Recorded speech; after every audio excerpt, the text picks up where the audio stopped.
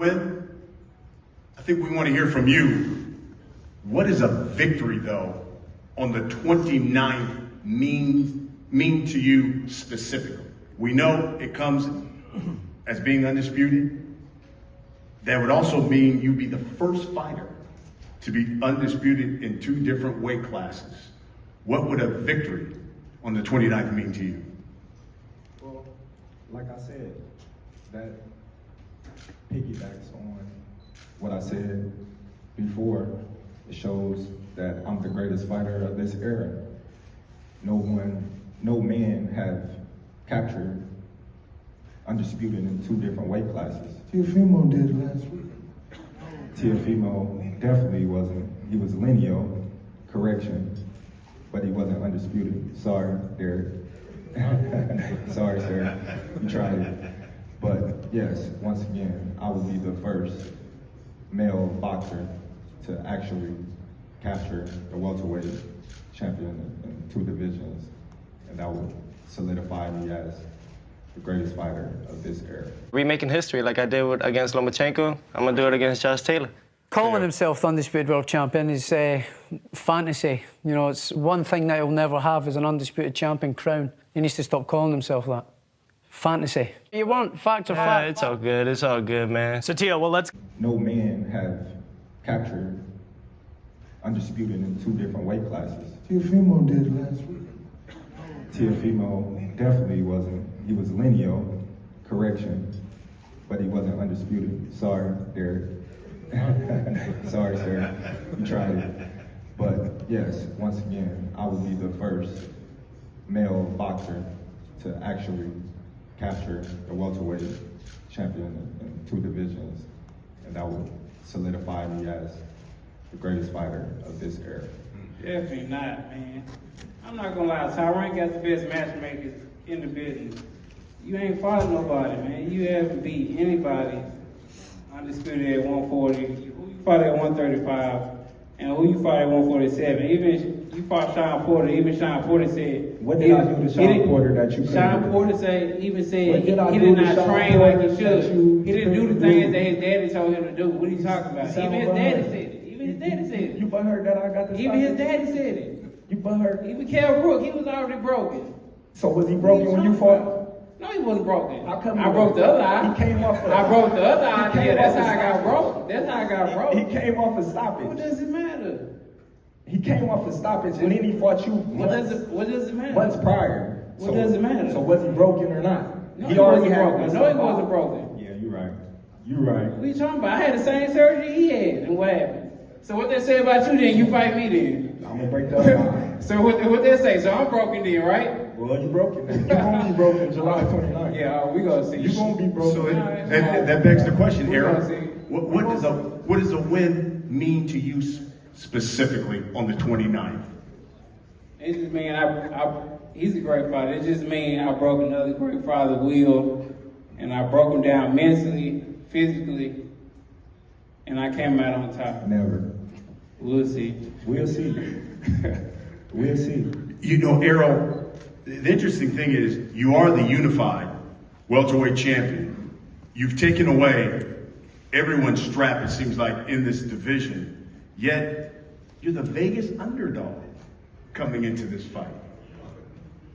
Does that motivate you? Does that upset you? Your feelings on that? No, I don't pay attention to it. I mean, that's a good thing. I mean, everything I've been through throughout these 2-3 years, I mean, I should be the underdog. But I mean, it is what it is, man. A lot of people become underdog and they end up winning, so that's why it's a bet. They know what's gonna happen, that's why. But I want to ask you about that. I loved it on social media. You characterized July 29th as a fish fry. Can you enlighten the people on what you meant by that? I'm gonna gut them. I'm gonna feed them to everybody that eat fish in here.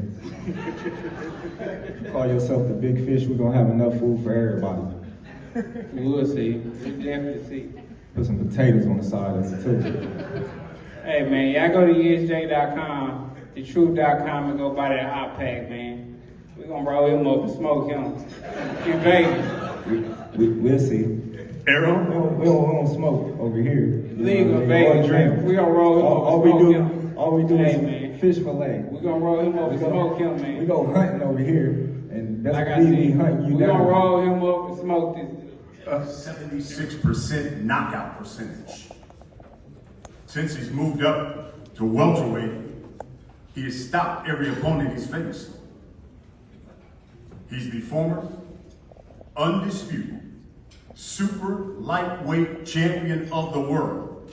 He's the current WBO welterweight champion of the world. He is Terence Bud Crawford.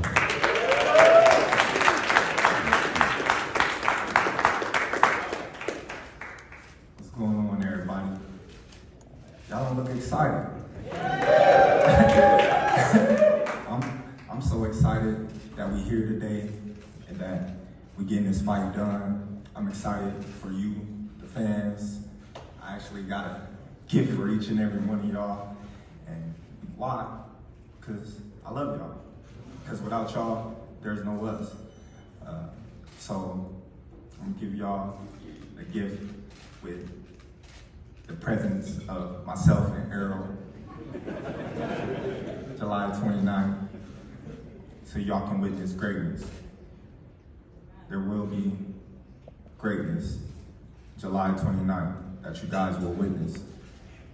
And how do we measure greatness? Us, you guys, we measure greatness by eras.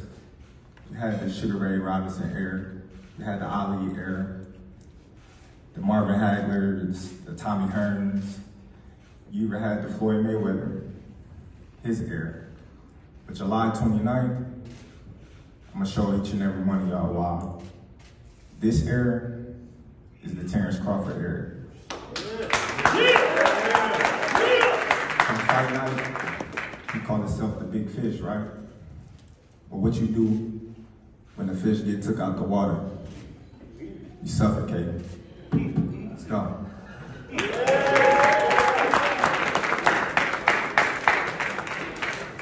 Six of his last 7 opponents, former world champions. 3 of them, he took away their straps. He's the unified welterweight champion of the world. He's known as the Truth, Big Fish, Man Down, Errol Spence Jr.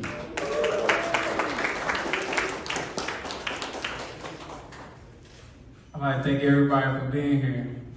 This is the biggest fight I feel like in boxing right now. This is a legendary fight. This is definitely an old school fight. It's the fights that my dad used to talk to me about and the older people tell me about, where you had Sugar Ray Leonard versus Tommy Hearns, you had Durant and all them, you had De La Hoya and Trinidad fighting together. You had the best fighting the best. And finally, we got to the point where, me and Terence Crawford had to get on the phone, talk about it, and now, it's finally happening. The best fighting the best. I feel like it's an old school fight, creme de la creme. This is gonna prove not only the best welterweight in the world, it's gonna prove who the best fighter in the world is. If you know my mentality, it's to win, it's to go all out and give it everything. His mentality is the same thing. So I want everybody to tune in July 29th, come to the fight. We're gonna have a crawfish bowl. So everybody make sure they're there, man. It's gonna be enough for everybody, I promise you that.